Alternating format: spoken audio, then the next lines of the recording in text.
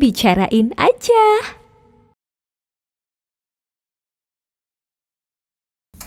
Kembali lagi di Bicarain Aja bersama Mas Aklis selaku Direktur Sinematek Indonesia. Kita lanjut lagi Mas Aklis. Ya. Mas Aklis, dulu ruangan ini ruangan Sinematek ini sangat unik. Alat-alat terpajang, terawat dengan bagus. Kemudian ada lukisan-lukisan film-film yang banyak sekali. Yang membuat ini siapa yang menjadi desain seperti ini, dan film-film bukan, maksud saya lukisan-lukisan film-film zaman dulu ini siapa yang membuat? Iya, Sehingga kalau ada di sini. yang membuat pelukis-pelukisnya. Iya. Yang melukis ya. Jadi saya dulu juga masih muda, sekarang menjadi tua. Jadi perubahan itu kan ya? memang alamiah ya, dan itu gitu. Iyalah, dari tahun 70, 75 dan terus dari tahun ke tahun tentu saja sinematek perubahan dalam arti tidak sama. Kalau sama kan namanya jumud gitu ya. Nah, barangkali terlihat sejak tahun kemarin itu ruangan ini kita tata supaya lebih luas, mereka yang berkunjung lebih leluasa dan sebagainya. Dan sinematek ini kan juga kita kembangkan. Semula kan misalnya dari awal sebenarnya kan kita mengatakan ini pusat arsip film dan data perfilman gitu ya. Nah, data perfilman ini kan pengertiannya meluas, termasuk benda-benda film. Maka sekarang kita buka ada namanya ruang galeri ya, itu mendekati museum, alat-alat kuno ini kita simpan. Nah, kemudian ada namanya pusat data, itu perpustakaan ya. Kemudian ada ruang khusus tersendiri untuk menyimpan poster film, reklame film, foto-foto dan sebagainya. Ada ruang apresiasi sinema mini yang memuat 30-50 orang penonton. Bisa langsung menyaksikan. Ini semua membutuhkan tatanan ruangan yang kira-kira orang merasa nyaman dan enak lah. Itu jadi itu pun sebenarnya karena kan gini ya, karena tadi kan sering dibilang sinematik itu penting, apalagi ini satu-satunya di Indonesia. Bahkan pernah menjadi yang pertama dan terbesar di Asia Tenggara, sehingga ekspektasi masyarakat itu pengennya kan sinematik itu mewah gitu ya, punya ruang preview yang Dolby System misalnya gitu, punya pemutaran film yang nyaman, sistem digital yang ketika melihat orang pengen mencari katalog atau mencari data itu dengan cepat bisa mengaksesnya dan sebagainya. Itu harapan orang, sehingga kadang-kadang terasa bahwa sinematik ini kok hanya begini gitu, kok tidak seperti perpustakaan nasional yang berapa tingkat itu, atau seperti arsip nasional yang luas tanahnya. Nah, tapi kan ini memang swasta, mandiri, bukan punya negara, bukan punya pemerintah dan sebagainya. Nah, tentu saja sumber pendanaan kita untuk itu tidak sama kalau itu dibiayai negara. Nah, tetapi bahwa kita berusaha untuk menciptakan ruang-ruang yang nyaman, yang baik dan berkembang ya. Iya, makanya antara lain ruangan kantor ini kita pajang sedemikian rupa. Lukisan-lukisan ini kan juga lukisan-lukisan poster film yang dibikin oleh pelukis-pelukis, iya, yang tergabung dalam Ikatan Pelukis Poster Film Indonesia. Nah, mereka suatu ketika kita inisiasi, kita fasilitasi melakukan pameran, dan inilah yang dipamerkan kemudian kita pasang di sini. Kayak itu. Iya. Jadi kelihatan seninya, kepedulian mereka pasti ada sangkut pautnya gitu. Jadi memang tadi pas banget gitu. Tempatnya di sini dengan film-film udah kearsipan, baik alat-alat, kemudian juga ada lukisan-lukisan gitu. Kalau sistem untuk tentang sinematek sekarang dengan yang dulu seperti apa? Ya, sebenarnya sih sama saja ya. Basic atau dasar dari arah dan tujuan sinematik itu adalah melakukan pelestarian film ya.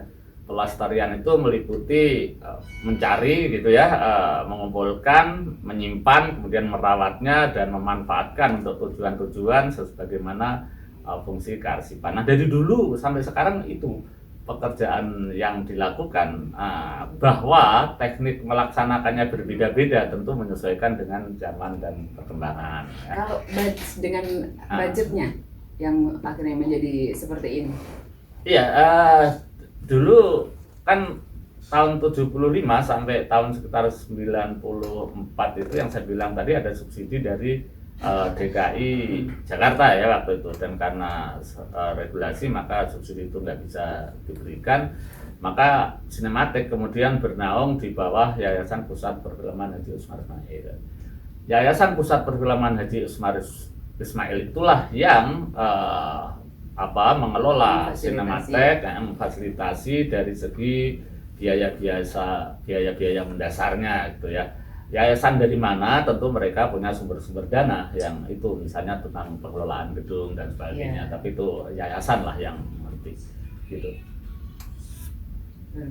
Kemudian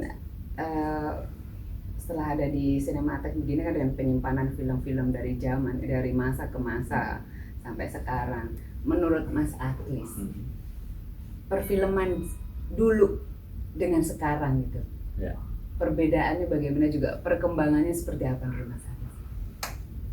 Iya, tentu saja kan gini ya, film itu adalah seni yang dipandu teknologi. Ya, makanya sering dikatakan seni ketujuh, bukan seni murni yang dikenal sebagai film yang tidak dipandu, tidak seni terapan. Nah, kita tahu bahwa teknologi ini perkembangannya sangat pesat dan luar biasa, bahkan saya sering memakai istilah meloncat ya.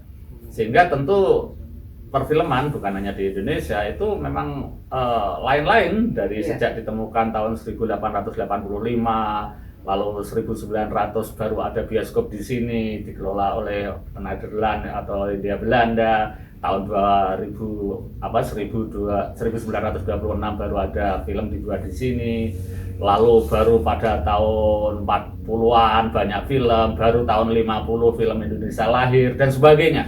Tentu saja berubah-ubah dari zaman dulu, dan itu dari segi suasananya. Dari segi teknologinya, teknologinya juga berubah. Dulu orang pakai seluloid, kemudian ada pakai pita analog dibantu oleh dan sebagainya. Sekarang pakai digital. Digital pun kan berubah. Yang pernah dibuat sekitar tahun 70-80 dengan digital yang sekarang dengan ada resolusi 4K, 2K dan sebagainya, ini mengubah semuanya. Tetapi substansi dari film sebagai movie ya, sebagai moving image, sebagai gambar bergerak, sebagai gambar hidup, tetap sama dengan teknologi lensa, dengan lukisan memakai cahaya, satu seni yang memadukan sekian banyak seni di dalam satu kesatuan yang disebut film. Itu substansinya sama, hanya medianya yang berbeda, mesin pembuatnya yang berbeda ya, tempat penyimpanannya yang berbeda. Jadi cara membuatnya berubah-ubah sesuai dengan teknologi, penyimpanannya berubah-ubah, dulu di seluloid, sekarang cukup di HD atau di LTO. Cara mempertunjukkannya juga berubah, dulu diputar di bioskop di tempat gelap, sekarang bisa di televisi, dan bahkan bisa sampai di handphone. Itu. Kalau untuk mungkin artis-artis zaman dulu dengan zaman sekarang gitu ya, untuk bagaimana mereka berakting dalam pembuatan film-film, ya tentu diproduksi. Ya tentu saja semua unsur ya, di film itu kan banyak unsur ya, ada sutradara, ada artistik, ada kameramen, dan salah satunya adalah artis gitu ya. Nah tentu saja juga para artis itu mengalami atau melalui satu perbedaan yang dulu dengan sekarang. Baik dalam aktingannya di depan kamera, artinya ilmu aktingnya maupun manajemen dia, maupun semacam suasana batin menghadapi karir itu gitu ya. Tapi kan emosionalnya. Ya tapi kan itu lebih pada pengaruh zaman gitu ya. Seni akting dulu misalnya dengan sekarang tentu akan dipengaruhi oleh, dulu itu orang syuting pakai seluloid gitu, tidak ada monitor, yang tahu itu hanya kameramen sama malaikat barangkali kan gitu kan. Sehingga ya dia berakting, dan itu satu can film itu harganya mahal, sehingga bukan tidak mungkin tetapi akan sangat mahal kalau sering diulang, sehingga mereka harus benar-benar aktingnya tuh bisa lebih jadilah, tidak retake gitu istilahnya ya. Totalitas. Kalau sekarang kan karena digital, cukup memori, bahkan bisa dihapus kan gitu kan, mau retake 30 kali juga nggak sampai menghabiskan biaya banyak selain jam barangkali ya. Nah ini mempengaruhi semuanya, termasuk gaya hidup dan sebagainya. Ini juga mempengaruhi artis zaman dulu. Misalnya dulu artis tuh nggak ada yang pakai manajer dengan sistem kontrak begini. Nah sekarang kan pakai, tapi kan itu juga manajemen. Iya. Ada Kalau menurut Mas Aklis sendiri gitu ya, melihat artis-artis zaman dulu ya seperti Elmani, ya kan, kemudian Meriam Brina, seperti itu kan kita melihat dengan acting mereka yang benar-benar bagus gitu dengan film. Kemudian sekarang ini banyak artis-artis pendatang baru gitu kan. Nah, kalau menurut Mas Aklis tuh dengan acting beliau sekarang yang senior gitu ya, dengan anak-anak pendatang baru yang sekarang itu banyak dengan secara instan. Ya. Kalau menurut secara pribadi itu? Ya, jadi gini ya, acting di film itu banyak juga ditolong oleh teknik kamera dan teknik editing ya barangkali, sehingga karena sejumlah film melakukan pendekatan dengan irama yang lebih cepat dan sebagainya, sehingga acting itu menjadi tidak diperlukan lagi secanggih dulu gitulah ya. Sama dengan tadi, karena dulu itu ketika retake memakan waktu yang banyak, sehingga artis-artis mau tak mau harus berkeringat, berdarah, dan betul-betul bisa acting. Kalau sekarang kan karena di tengah itu mengendorkan keharusan untuk menguasai acting sedemikian rupa. Dan gemblengan mungkin para sutradara pun beda ya. Dan ini kan tentu saja mempengaruhi etos dia untuk menjadi atau untuk mengenali seni peran yang betul-betul prima gitulah ya. Nah, ditambah lagi usia artis itu kan pendek ya, kecuali beberapa orang ya. Jadi kalau dia jadi idola remaja begitu tua kan nggak jadi idola lagi. Ya, maksudnya pendek itu ya. Ketika lalu menjadi tokoh bapak-bapak ini kan jarang di Indonesia ini. Kalau kita mencari pemain yang kira-kira karakter bapak tapi yang bagus gitu ya kan relatif jarang. Maka kalau ada 1-2 orang yang cocok dengan bapak-bapak itu biasanya laris muncul di berbagai banyak film gitu ya. Nah sehingga tadi tingkat kedalaman acting itu menjadi sangat tidak dibutuhkan sebagaimana dulu, dan itu mempengaruhi juga artis sekarang ya. Tentang baik buruk acting tentu relatif ya, kecuali karena kan itu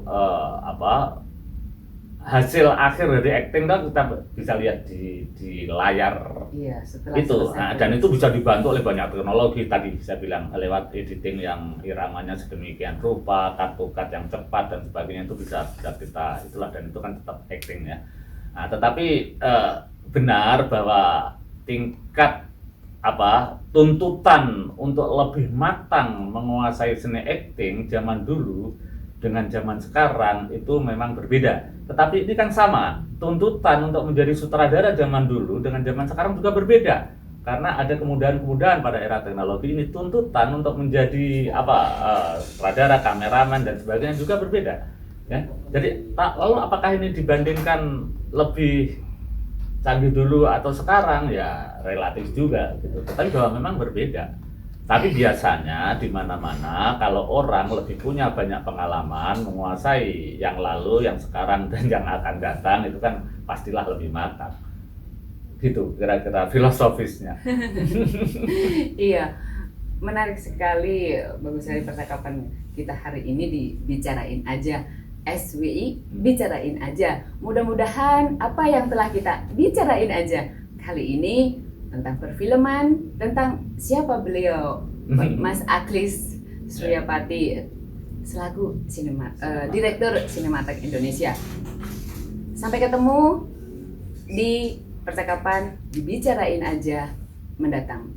Ya.